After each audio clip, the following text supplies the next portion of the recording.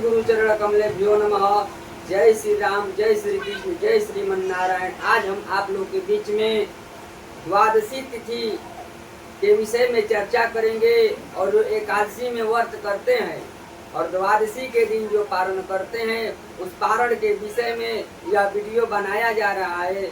और इस वीडियो में यह बताया जाएगा कि पारण किस प्रकार से करने से उत्तम फल की प्राप्ति होती है।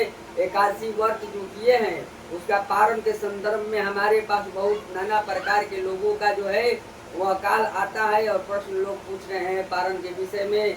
इसीलिए समयाभाव में हम सबको तो बता नहीं सकते, इसीलिए हम वीडियो के माध्यम से आप लोगों को जानकारियाँ प्राप्त कराते हैं। क्योंकि एक एक लोगों को बताना तो मुश्किल है, क्योंकि हमारे शिष्य और यजमान 500,000 की संख्या में हैं, जिसमें हम सबको तो एक एक करके फोन का उत्तर प्रत्युत्तर नहीं दे सकते। और बहुत लोगों का काल उठा भी सकते हैं और बहुत लोग का काल उठा भी नहीं पाते हैं, फोन नहीं उठा पा सकते हैं। इसके लिए क्योंकि हमारे पास समय बहुत अभाव रहता है और इसीलिए हम यह वीडियो बनाते हैं। और आप लोग इस वीडियो को अगर पूरा ध्यान से अगर सुनिएगा तो आप लोग को विधि पूर्वक इस व्रत और पारण के विषय में आपको पता चलेगा कि कौन सा व्रत किस प्रकार करना चाहिए और कौन सा पारण किस प्रकार करना चाहिए। इस वीडियो के माध्यम से हम यह आप लोगों को बताएंगे। तो सर्वप्रथम हम बताएंगे कि एकादशी तिथि का पारण किस दिन करना चाहिए और किस दिन उत्तम है। बहुत लोगों का मत है कि द्वादशी शनिवार को अगर पड़ता है, हमने पूर्वोक्त वीडियो में बताया है आप लोगों के एकादशी व्रत किस दिन करना है। तो 6 तारीख को जो है स्मार्त नाम एकादशी है और 7 तारीख का जो है वह वैष्णव का यानी साधु संतों का है। और जो लोग ब्राह्मण परिवार, क्षत्रिय परिवार या वैश्य परिवार या शूद्र परिवार से, परंतु उन्होंने अगर भगवान विष्णु को गुरु माना है, भगवान विष्णु के वैष्णव मंत्र लिए हैं, उन लोगों का जो है वह एकादशी जो है वह 7 तारीख पड़ेगा। और जो पुनः जो है जिन लोगों का स्मार्त नाम है, जो शैव संप्रदाय गृहस्थ में पंचदेवों का पूजा करते हैं, उन लोगों का जो है वह एकादशी 6 तारीख को पड़ेगा। इसके विस्तार में हम मतलब कहने का तात्पर्य है जो वैष्णव लोग हैं, जो वैष्णव गुरु जी से दीक्षा लिए हैं, गुरुमुख हुए हैं। आम भाषा में कहते तो उन लोग हम लोग का भाषा में उसे गुरुमुख कहते हैं। जो लोग वैष्णव गुरु जी से गुरुमुख हुए हैं उन लोगों का जो है एकादशी जो है वह 7 तारीख को है। और जो शैव संप्रदाय से जो शिव जी के मंत्र, दुर्गा जी के मंत्र इत्यादि देवताओं के मंत्र लिए हैं, उन लोगों का जो है वह 6 तारीख को एकादशी पड़ रही है। यानी शिव जी, दुर्गा जी, काली जी का मंत्र जो लोग दीक्षा प्राप्त किए हैं, मंत्र के द्वारा दीक्षा लिए हैं यानी गुरुमुख हुए हैं, उन लोगों का 6 तारीख को है। और पुनः बताएंगे वैष्णव का जो है वह 7 तारीख है। अब इसमें पारण का लोगों में सामंजस्य बना हुआ है कि शनिचरी पारण पड़ रहा है। तो महाराज जी 6 तारीख को हम लोग व्रत करेंगे। तो प्रश्न यही बन रहा है, बहुत लोगों को का फोन आया और बहुत दूर दूर से हमारे पास फोन आया है और उसी के संदर्भ में यह वीडियो बना रहे हैं। तो शनिचरी में पारण कहीं भी वेद और पुराण में इसका चर्चा नहीं दिया गया है कि शनिवार को पारण नहीं करना चाहिए। लेकिन उक्त लोकाचार के अनुसार बहुत लोग इसको त्याग करते हैं, यानी शनिवार में पारण नहीं करते हैं। इसीलिए वो लोग ज्यादातर लोग यह जो एकादशी है इसको छोड़ देते हैं, नहीं व्रत करते हैं। परंतु ऐसा नहीं करना चाहिए। यह जो एकादशी का व्रत है, आप शुक्रवार को व्रत करिए और शनिवार को सूर्योदय मतलब कि सूर्योदय से पूर्व, यानी उस दिन सूर्योदय अगर आप लोग को शनिवार का भेद लग रहा है तो आप क्या करिएगा, 6 तारीख को व्रत करिएगा और फिर 7 तारीख को पुनः आपको पारण के दिन जो है वह 5:14 पर जो है वह सूर्योदय यानी सूर्य भगवान का उदय हो रहा है। अब जब हमारे समय अनुसार जब आइएगा, जो हम लोगों का जो समय है वह सनातन धर्मियों का जो समय है, हमारा संस्कृत और हिंदी का नियम यही है कि जब तक सूर्योदय नहीं होता है तब तक हम लोगों को वही दिन मानते हैं कि आज शनिवार है तो आज शनिवार है, सूर्योदय उपरांत जो है वह रविवार होगा। आज जैसे बुधवार को हम वीडियो बना रहे हैं तो आज बुधवार को हम मानेंगे कि नहीं आज बुधवार है। जब तक सूर्योदय कल नहीं होगा तब तक बुधवार रहेगा, बृहस्पतिवार हम नहीं मानेंगे। इसीलिए सूर्योदय से पूर्व यानी 5:14 से पहले आप पारण कर सकते हैं। तो पारण में क्या करना है, अन्न नहीं खाना है। आप प्रातः काल स्नान करिएगा और स्नान करके तुलसी दल का पत्ता आप मुख में डाल करके जल पी लीजिएगा तो उसको भी पारण माना जाएगा। पुनः बता देंगे, आगे आगे भी हम बताएंगे आप लोगों को कि कौन सा एकादशी द्वादशी पारण द्वादशी में पारण किस किस प्रकार से करने से जो है वह उत्तम फल की प्राप्ति होती है और हजारों लाखों पातकों का नाश होता है। उसके संदर्भ में इस वीडियो में आगे बताऊंगा। तो अब देखिए, हमने इसमें बताया कि कितने बजे से कितने बजे तक पारण कर लेना है। तो द्वादशी जो है वह आप इसमें भेद नहीं है कि 10 बजे तक पारण करना है, 7 तारीख को 11 बजे तक, 9 बजे तक, 7 आपको जिस समय आपको समय मिले उस समय आप इसमें पारण कर सकते हैं। और देखिए 8 तारीख जो है, 8 तारीख को रविवार दिन पड़ रहा है। जो वैष्णवों का एकादशी 7 तारीख को व्रत करेंगे उन लोगों 8 तारीख को 7:01 से पूर्व, यानी 7:01 से पूर्व कुछ भी आप लोग को भक्षण कर लेना है। तुलसी दल ही खा लिए उसको पारण माना जाएगा, काला तिल खा लिए उसको भी पारण माना जाएगा। तो इसी प्रकार से आपको पारण कर लेना है। और इसके संदर्भ में द्वादशी तिथि के विषय में अब हम चर्चा करेंगे। ये तो पारण का समय हमने बतलाया।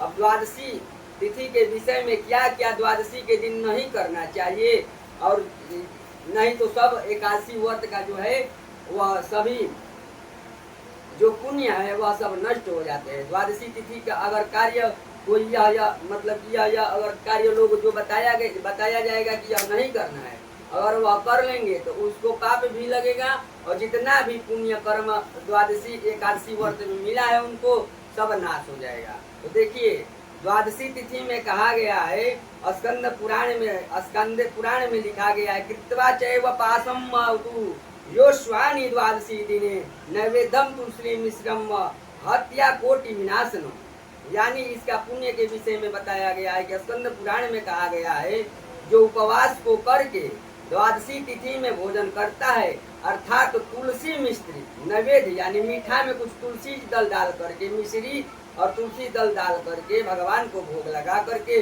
जो उसको पारण करता है, उससे पारण करता है, उसकी करोड़ों ही हत्या का विनाश हो जाता है। अगर वह करोड़ों हत्या किया होगा तभी उसमें विनाश हो जाएगा। ऐसे हम लोग चलते फिरते हैं तो लाखों जीव हमारे जो है पग से पांव से ऐसे दिन रात हत्या हो ही रहा है। तो जीवों का हत्या हम लोग से हो रहा है। तो जितने भी हत्या का पाप दोष है वह सब हम लोगों से जो है इस तरह पारण करने से उसका विनाश हो जाएगा। अब द्वादशी तिथि में वर्ज्य, यानी द्वादशी तिथि में क्या क्या नहीं करना चाहिए। तो देखिए इसमें बृहस्पति कहते हैं दीवा निंद्रा परान्नम च पुनर्भोजने भोजन मैथुने क्षौद्रम मकाश्य निमिषम तैल्यम द्वादशमेष्ट वर्जयेत। यानी कहा गया है कि बृहस्पति ने कहा कि द्वादशी तिथि में वर्जितों की गणना की गई है। दिन में शयन, यानी द्वादशी तिथि में जो उस दिन पारण के दिन है उस दिन में सोना नहीं चाहिए। द्वादशी तिथि को दिन में जो लोग व्रत किए हैं चाहे नहीं भी किए हैं तो दिन में उनको शयन नहीं करना चाहिए। प्राण यानी दूसरे का अन्न, दूसरे घर का अन्न। जैसे आप ही द्वादशी तिथि में व्रत किए हैं, किसी घर गए थोड़ा चाय पी लीजिए, तो ये सब नहीं करना, चाय वगैरह सब दूसरे का अन्न भक्षण नहीं करना है। और हम लोग का पंडित जी हैं तो हम लोग अब जाएंगे तो द्वादशी तिथि का पूर्णाहुति इत्यादि किसी का कराना हुआ तो हम लोग तो भाई खाएंगे, तो उसमें हम लोग को दोष नहीं लगा, क्योंकि हमारा जो है तो यही धर्म कर्म है। तो अब हम उतना सोचेंगे तो नहीं चलेगा। अब देखिए इस वचन का यहाँ उपयोग नहीं हो सकता है।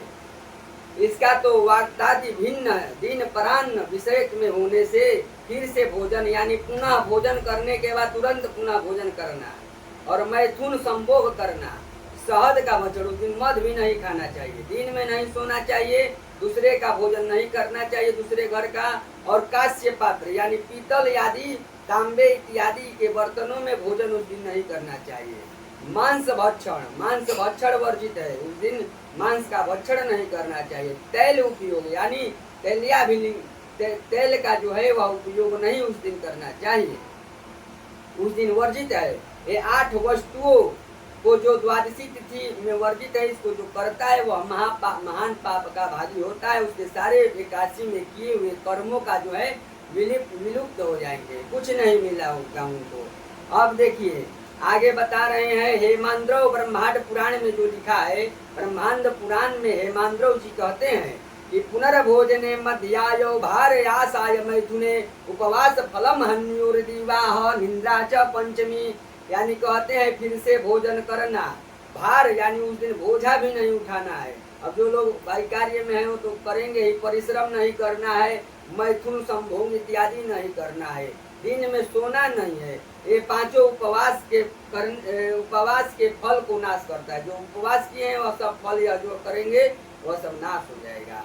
अब देखिए फिर स्कंद पुराण में क्या कहा गया। स्कंद पुराण में लिखा गया है, परान्नम कास्य तांबूले लोभम विष्ठ्य भाषणम वर्जे ये दीति शेष। यानी स्कंद पुराण में लिखा गया, वर्ती को परान्न भक्षण यानी दूसरे का घर का पूर्व हमने बता दिया है, दूसरे का अन्न का भक्षण नहीं करना है। काश्य पात्र में, मैंने यह स्कंद पुराण में भी लिखा हुआ है कि काश्य पात्र में भोजन भी नहीं करना चाहिए, यानी पीतल तांबे इत्यादि के पात्र में जो भोजन नहीं करना है। तांबुल चरवण यानी उस दिन पान भी चबाना नहीं चाहिए। द्वादशी तिथि में पान भी जो लोग खाते हैं वह द्वादशी तिथि में जो एकादशी को व्रत कर रहे हैं, द्वादशी के दिन में तांबुलम चरणम यानी तांबुल भी नहीं चबाना चाहिए। लोभ की भावना, मन में लोभ नहीं करना चाहिए। और मिथ्या भाषण यानी झूठ नहीं बोलना चाहिए, उस दिन झूठ भी नहीं बोलना चाहिए। और यथाशक्ति आप लोगों को हो सके जितना हो सके उतना इन सब बातों का ध्यान अगर दिया जाए तो आपको जो है वह सब एकादशी व्रत का पुण्य का फल जो है द्वादशी में अगर आप यह नियम से चलेंगे तो आपको पुण्य का फल पूरा मिलेगा। अब देखिए असन्य भाषित का में भाषण का विचार में विशुद्ध में लिखा गया है, अस्य भाष्यान ही सभाष्य तुलस्यत सी कादलम आमलम कयाह फलम वापी पारणे परास्य शुद्ध्यति। यानी विष्णु धर्म में कहा गया है दिन में असभाष्य व्यक्तियों से भाषण संभाषण नहीं करना चाहिए। और तुलसी और अतसी यानी तीसी के पत्र और तुलसी के दल और आंवले के फल से जो पारण करता है वह शुद्ध होता है। सबसे शुद्ध जो पारण इसमें होता है वह तुलसी के पत्र और तीसी के पत्र। इस दिन में तीसी तो नहीं मिलेगा, लेकिन द्वादशी तो हर एक महीना में पड़ता है, अलग अलग दिया गया है। इसमें तीसी के पत्र, तुलसी के पत्र, आंवले के फल से जो भक्षण करके प्राण करता है वो उसे शुद्ध माना गया है। अब ज्यादा क्या बताएं, बहुत है, वीडियो लंबा हो जाएगा, इसीलिए हम इतने ही अपने वाक्यों के साथ इस वीडियो को विराम करते हैं। श्री गुरु चरण कमलेभ्यो नमः। जय श्री कृष्ण, जय श्री राम, राधे राधे।